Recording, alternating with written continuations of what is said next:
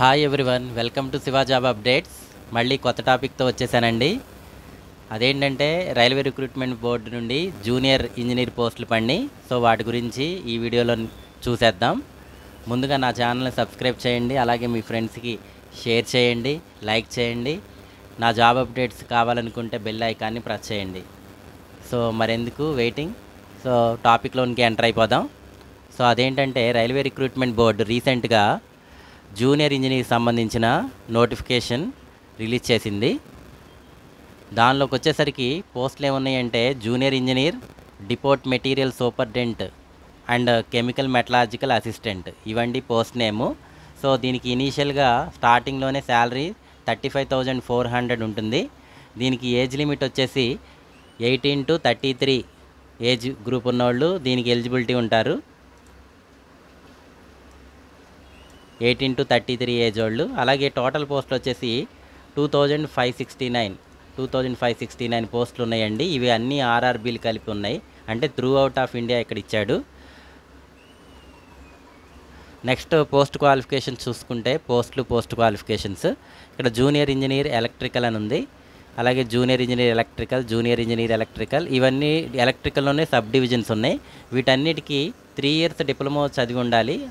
ఆ డిప్లొమాలో mechanical engineering, అలాగే electronics engineering వాళ్ళు ఎలిజిబిలిటీ ఉంది. అలాగే ఈ కాంబినేషన్లో ఉన్న ఏ డిప్లొమా అన్నా ఎలిజిబుల్ అవుతారు. సో 3 years డిప్లొమా కంప్లీట్ చేసిన వాళ్ళు దీనికి అప్లై చేసుకోవచ్చు. నెక్స్ట్ వచ్చేసి junior engineer civil design drawing, junior engineer civil works, junior engineer workshop. So ఇలాగా 4 పోస్టులు ఉన్నాయి. సో దీనికి వచ్చేసి 3 years డిప్లొమా ఇన్ సివిల్ ఇంజనీరింగ్లో డిప్లొమా ఉండాలి. అలాగే BSc in civil engineering 3 years డ్యూరేషన్లో BSc civil engineering చదివిన వాళ్ళు కూడా ఎలిజిబిలిటీ ఉంది. సో అలాగే combination of any sub stream of basic streams, అంటే సివిల్ ఇంజనీరింగ్ సంబంధించిన కాంబినేషన్లో ఉన్న ఏ డిప్లొమా అన్నా మినిమం 3 years డిప్లొమా అన్నది ఎలిజిబిలిటీ ఉంది. సో ఇవండి ఈ పోస్ట్కి క్వాలిఫికేషన్. అలాగే next junior engineer track machine, junior engineer carriage wagon, junior engineer mechanical design workshop. So ఇలా ఉన్నాయి. సో దీనికి వచ్చేసరికి జూనియర్ ఇంజనీర్ ట్రాక్ మిషన్కి వచ్చేసరికి ఎలిజిబిలిటీ 3 years డిప్లొమా ఉండాలి. Mechanical, production, automobile, electronics, instrumentation and control engineering. So ఈ బ్రాంచ్లో ఏ branch అయినా 3 years డిప్లొమా చేసుంటే ఈ పోస్ట్కి ఎలిజిబిలిటీ ఉంటారు. అలాగే ఈ combination of any sub streams, అంటే mechanical, production, automobile, electronics, instrumentation and control engineering ఇలా కాంబినేషన్లో చదివిన 3 years డిప్లొమా కూడా ఎలిజిబిలిటీ ఉంటుంది. అలాగే జూనియర్ ఇంజనీర్ క్యారేజ్ వ్యాగను, అలాగే junior engineer mechanical design workshop, junior engineer mechanical power and junior engineer diesel mechanic, junior engineer workshop, junior engineer mechanical, అలాగే junior engineer welder. So ఇలాగా ఈ పోస్ట్ అన్నిటికీ eligibility చూసుకుంటే 3 years diploma ఉండాలి. అంటే diploma అంటే polytechnic చదివి ఉండాలి. మెకానికల్ కానీ, ఎలక్ట్రికల్ కానీ, ఎలక్ట్రానిక్స్ కానీ, మ్యానుఫ్యాక్చరింగ్ కానీ, mechatronics, industrial, machining, instrumentation, tools and machining and tools and die making, automobile, production engineer. So ఇలాగా డిఫరెంట్ సబ్జెక్ట్స్ ఉన్నాయి ఇక్కడ బ్రాంచెస్. ఈ బ్రాంచ్లో ఏ బ్రాంచ్ కంప్లీట్ చేసినా కూడా ఈ పోస్టులన్నిటికీ అప్లై చేయడానికి ఎలిజిబిలిటీ ఉంటుందండి. అలాగే ఈ కాంబినేషన్ ఏ కాంబినేషన్ తీసుకున్నా కూడా ఆ కాంబినేషన్లో చేసినా కూడా ఈ పోస్టులకి అప్లై చేసుకోవచ్చు. నెక్స్ట్ పోస్ట్ వచ్చేసరికి కెమికల్ అండ్ మెటలాజికల్ అసిస్టెంట్. ఈ పోస్ట్కి ఎలిజిబిలిటీ చూసుకుంటే బీఎస్సీ డిగ్రీ చదివిన వాళ్ళు ఎలిజిబిలిటీ ఉంది. బీఎస్సీ ఎంపీసీ అంటే మేజర్గా ఫిజిక్స్, కెమిస్ట్రీ అన్నవి 2 subjects అయి ఉండాలి. అలాగే 45% మార్క్స్ అన్నది కంపల్సరీగా ఉండాలి. అలాగే బీఎస్సీ ఫిజిక్స్ మెజారిటీ అంటే స్పెషలైజేషన్స్ ఇంకేమైనా తీసుకున్నా కానీ కెమిస్ట్రీస్ కంపల్సరీగా ఒక సబ్జెక్ట్ అయి ఉండాలి. ఓకేనండి. సో దీనికి అది ఎలిజిబిలిటీ ఉంది. బీఎస్సీ వాళ్ళు అప్లై చేసుకోవచ్చు. Next junior engineer diesel electrical అని ఉంది ఈ పోస్టు. అలాగే junior engineer diesel electrical workshop ఉంది. వీటికి చూసుకుంటే 3 years డిప్లొమా అయి ఉండాలి. అలాగే మెకానికల్, ఎలక్ట్రానిక్స్ అంటే ఎక్కువగా మనకి మెకానికల్, ఎలక్ట్రానిక్స్ చదివిన వాళ్ళు ఎక్కువ పోస్టులకి అప్లై చేసుకోవచ్చు ఈ ఆర్ఆర్బీలో. నెక్స్ట్ పోస్ట్ చూద్దాము. జూనియర్ ఇంజనీర్ ఎస్ఎన్టీ సిగ్నల్, అలాగే junior engineer SNT telecommunication, junior engineer research and instrumentation, junior engineer SNT design and drawing estimation, junior engineer SNT workshop. So ఈ పోస్టులన్నిటికీ చూసుకుంటే ఎలిజిబిలిటీ 3 ఇయర్స్ డిప్లొమా ఉండాలి, electrical and electronics, అలాగే information technology, అలాగే communication engineering, computer science engineering, computer science. అంటే దీనిలో ఎక్స్ట్రాగా ఏమొచ్చిందంటే కంప్యూటర్ సైన్స్, ఇన్ఫర్మేషన్ టెక్నాలజీ చదివిన వాళ్ళు కూడా ఈ బ్రాంచ్లకి అప్లై చేసుకోవచ్చు. ఈ బ్రాంచ్లు చదివిన వాళ్ళు ఈ పోస్టులకి అప్లై చేయాలంటే మీకు సిఎస్సి చదివిన వాళ్ళు కూడా ఎలిజిబిలిటీ ఉంది, చెక్ చేసుకోండి. నెక్స్ట్ పోస్ట్ వచ్చేసరికి డిపోర్ట్ మెటీరియల్ సూపర్డెంట్. సో దీనికి వచ్చేసరికి eligibility 3 years diploma in engineering in any discipline అన్నాడు. అంటే ఏ డిసిప్లిన్ అన్నా తీసుకోండి, కెమికల్ కానీ, మెటలర్జీ కానీ, మెకానికల్ కానీ, ఎలక్ట్రికల్ కానీ, సివిల్ కానీ. సో ఏ డిప్లొమా చేసిన వాళ్ళైనా ఈ పోస్ట్కి అప్లై చేసుకోవచ్చు మీరు. ఇది దీనిలో స్టోర్స్లో చేయాల్సి ఉంటుంది జాబు. సో మ్యాక్సిమం ఏ డిప్లొమా చదివిన వాళ్ళు ఎవరైనా ఈ పోస్ట్కి ఆప్షన్ పెట్టుకోండి. ఓకేనండి. ఇంకొక ఇక్కడ ఏమి ఇచ్చాడంటే higher qualification such as BE BTech also acceptable in the lieu of 3 years diploma in engineering in the same discipline అన్నాడు. అంటే చాలామందికి ఒక డౌట్ వస్తుంది, ఓన్లీ డిప్లొమా చదివిన వాళ్ళే ఎలిజిబిలిటీ ఉందా అని. డిప్లొమా కాకుండా హయ్యర్ ఎడ్యుకేషన్ బీటెక్ చదివిన వాళ్ళు కూడా ఇదే బ్రాంచ్, కానీ సేమ్ బ్రాంచ్లో చదివిన వాళ్ళు కూడా దీనికి అప్లై చేయొచ్చు. ఇంకోటి ఏంటంటే ఈ పోస్ట్ అప్లై చేసేటప్పుడు 3rd ఇయర్ అంటే ఫైనల్ ఇయర్ డిప్లొమా చదువుతున్న వాళ్ళు అప్లై చేయడానికి ఉండదు, ఎందుకంటే ఇంకా రిజల్ట్ ఎవైటింగ్లో ఉన్నాయి కాబట్టి. సో ఈ పోస్ట్కి ఎలిజిబిలిటీ ఉండాలంటే కంప్లీట్గా డిప్లొమా కంప్లీట్ చేసి ఉండాలి, అది గుర్తుపెట్టుకోండి. ఫైనల్ ఇయర్ స్టూడెంట్స్ డిప్లొమా చదివే వాళ్ళు అప్లై చేయడానికి లేదు. అలాగే హయ్యర్ ఎడ్యుకేషన్ వాళ్ళు, బీఈ బీటెక్ వాళ్ళు అప్లై చేయొచ్చు, అది కూడా కంప్లీట్ అయిన వాళ్ళు. నెక్స్ట్ మెడికల్ స్టాండర్డ్స్ చూసుకుంటే ఈ పోస్టులకి కొన్ని మెడికల్ స్టాండర్డ్స్ ఇచ్చాడు. ఇక్కడ చూసుకున్నారంటే మీకు ఇక్కడ B1 అంటే ఒక్కొక్క పోస్ట్కి చూడండి B1, C1, అలాగే A3 ఇలా స్టాండర్డ్స్ ఇచ్చాడు. ఒక్కొక్క పోస్ట్కి కొన్ని స్టాండర్డ్స్ A3, B1, C1 అని. సో ఆ స్టాండర్డ్స్ ఏంటో ఇక్కడ చూద్దాం. సో ఈ స్టాండర్డ్స్ని మీట్ అవ్వాలి అప్లై చేసేటప్పుడు. A3 స్టాండర్డ్ కొన్ని పోస్టులకి ఇచ్చాడు, దానిలో డిస్టెన్స్ విజన్ 6/9, 6/9 ఉండాలి. అలాగే with or without glasses, power of lens not exceed 2D, అలాగే near vision 0.6, 0.6 with or without glasses acceptable అవ్వాలి. అలాగే must pass test colour vision, binocular vision, night vision, mesopic vision. So ఇలాంటివన్నీ ఈ standards అన్నీ meet అవ్వాలి. ఆ పోస్ట్కి apply చేసేవాళ్ళు ఒకసారి మళ్ళీ చెక్ చేసుకోండి.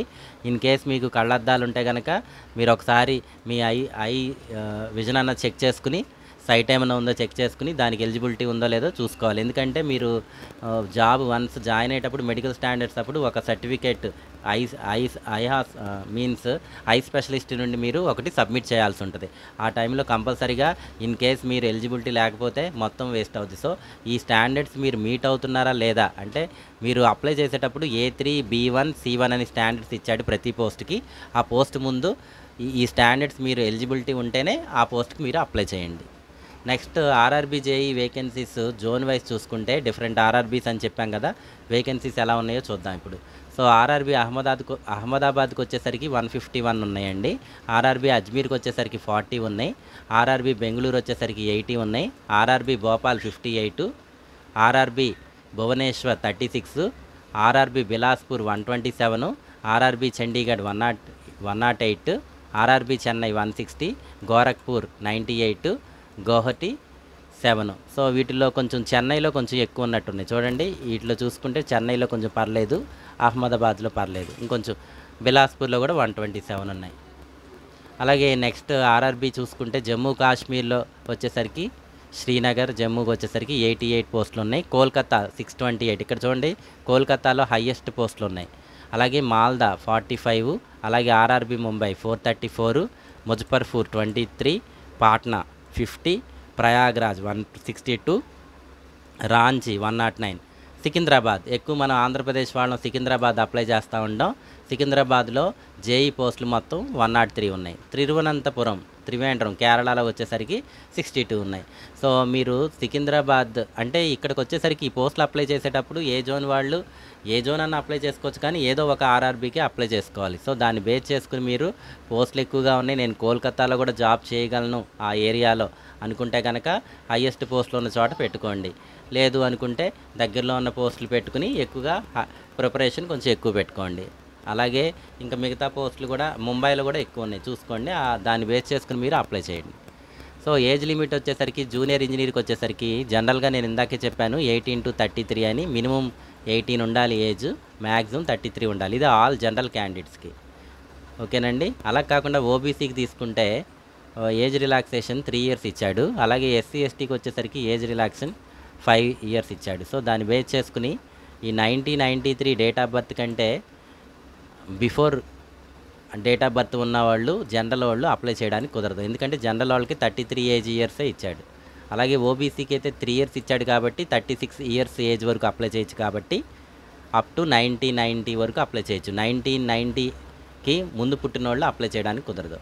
ఎస్సీ ఎస్టీ తీసుకుంటే అప్ టు 5 ఇయర్స్ రిలాక్సేషన్ ఇచ్చాడు కాబట్టి 38 ఇయర్స్ వరకు అప్లై చేయొచ్చు. కాబట్టి 1988 వరకు అప్లై చేయవచ్చు.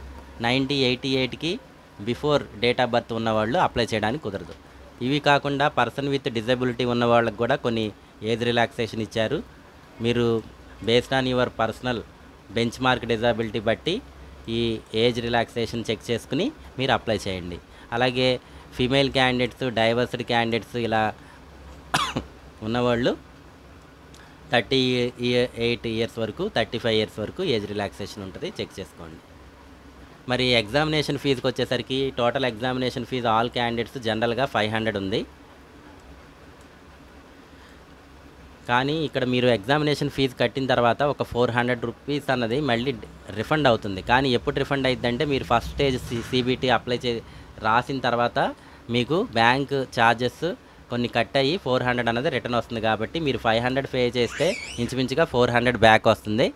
సో అందువల్ల మీరు ఎగ్జామినేషన్ నియర్లీ 100 రూపీసే పడింది కాబట్టి మీరు ఎగ్జామినేషన్ ఫీజు చక్కగా హ్యాపీగా పే చేసుకోవచ్చు. అలాగే ఎస్సీ ఎస్టీ క్యాండిడేట్స్కి చూసుకుంటే female candidates, PWD candidates, ex service men, transgender, minorities, EBC certificate ఉన్నవాళ్ళు వీళ్ళందరికీ చూసుకుంటే వీళ్ళకి 250 రూపీసే ఉందండి. జనరల్ అందరికీ అయితే 500, కానీ ఇప్పుడు చెప్పిన కేటగిరీస్కి అయితే 250 రూపీస్ ఉంది. వీళ్ళకి కూడా 250 రూపీస్ కూడా మీరు అప్లై చేసిన తర్వాత సిబిటీ టెస్ట్ అటెండ్ అయితే కనుక ఫస్ట్ సిబిటీ 250 రూపీస్ రిఫండ్ అయిపోతుంది.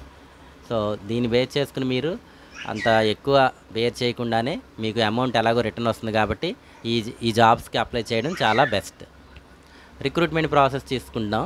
సో ఆర్ఆర్బీ రిక్రూట్మెంట్ ప్రాసెస్ మీకు 4 స్టేజెస్లో ఉంది. ఈ జేఈకి ఫస్ట్ది వచ్చేసి first stage computer based test అన్నది అటెండ్ అవ్వాలి. అలాగే అది క్వాలిఫై అయితే second based computer based test CBT2 attend అవ్వాలి. అది కూడా క్లియర్ అయితే కనుక నెక్స్ట్ డాక్యుమెంట్ వెరిఫికేషన్ ఉంది. అది కూడా క్లియర్ అయితే మెడికల్ టెస్ట్కి వెళ్తారు. సో ఈ విధంగా 4 స్టేజెస్లో మీకు ఈ రిక్రూట్మెంట్ ప్రాసెస్ అన్నది ఉంది.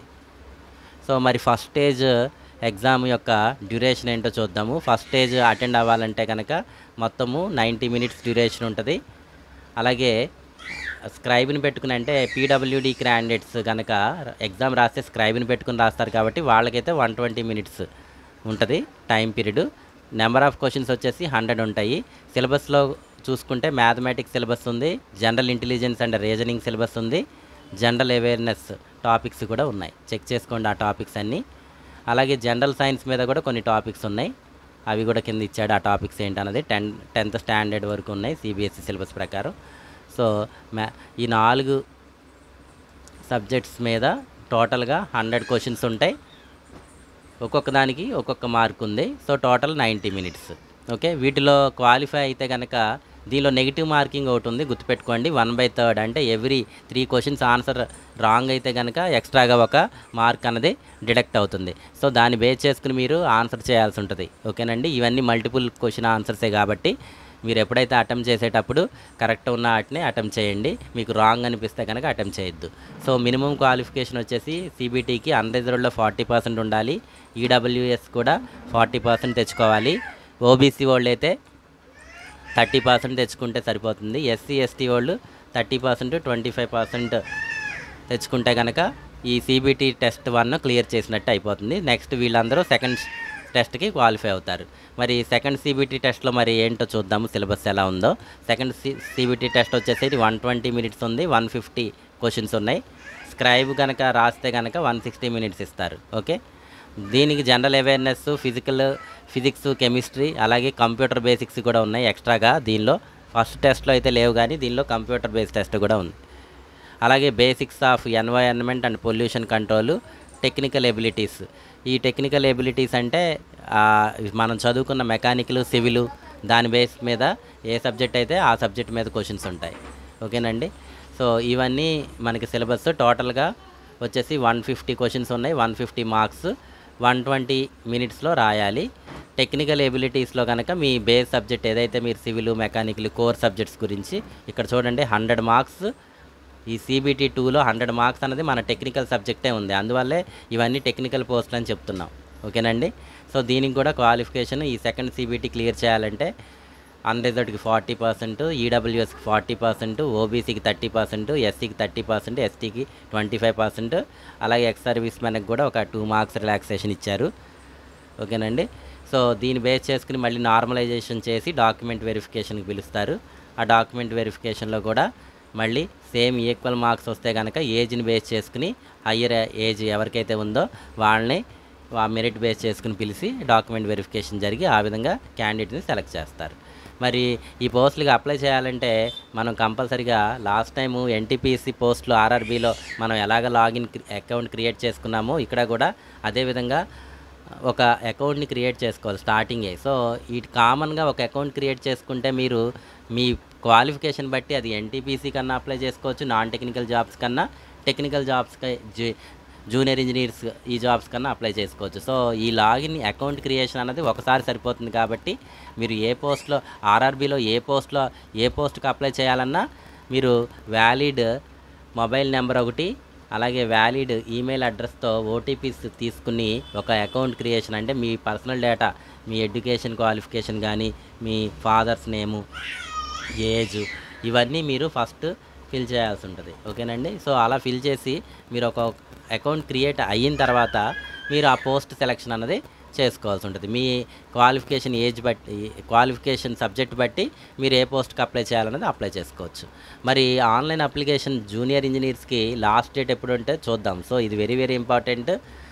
ఎందుకంటే మీరు ముందుగానే అప్లై చేసుకోండి. లాస్ట్ మినిట్ వరకు రష్ వరకు వెయిట్ చేయొద్దు. సో మీకు బీటెక్ కానీ డిప్లొమా ఎలిజిబిలిటీ ఉంటే కనుక డిప్లొమా బేస్ చేసుకుని బీటెక్ ఎలిజిబిలిటీ ఉన్నా కూడా మీరు అప్లై చేసుకోవచ్చు. ఈ నెల అంటే 30/11/2025 అంటే November 30 లాస్ట్ డేట్ అండి ఇది. సో మీ November 30 వరకు కాకుండా ముందుగానే అప్లై చేయండి. సో అది అప్లికేషన్ ఫిల్ చేసి అప్లికేషన్ పేమెంట్ ఒక 2 days లేట్ అయినా పర్లేదు. అది December 2 వరకు ఉంది. సో ఏదైనా మోడిఫికేషన్ ఉంటే 3 నుండి 12 వరకు చేసుకోవచ్చు. ఓకేనండి. సో దాన్ని బేస్ చేసుకుని మీరు అప్లై చేయండి. అందరూ నా ఛానల్ని అందరూ సబ్స్క్రైబ్ చేయండి. మళ్ళీ వేరొక రిక్రూట్మెంట్తో టాపిక్తో మళ్ళీ కలుద్దాం. Thank you.